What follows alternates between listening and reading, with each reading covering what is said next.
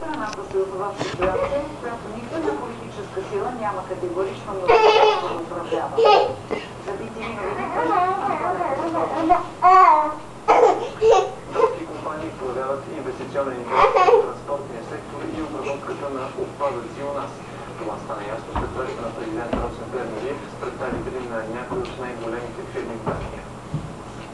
Новите фирми са проявили към транспортния сектор и обработката на отпадъци. Виждат това, че се страхува от несигурната политическа и икономическа среда. Те казват, все още ние да имате европейско законодателство,